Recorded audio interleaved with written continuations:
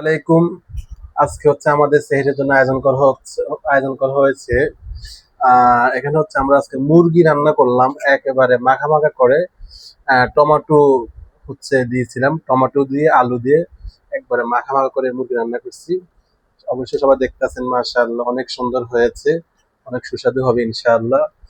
আর একটু এদিকে, হ্যাঁ, এখানে হচ্ছে একটু হালকা ডাল বোনা করেছিলাম, সবাইকে দেওয়ার জন্য একটু একটু করে ডাল বোনা।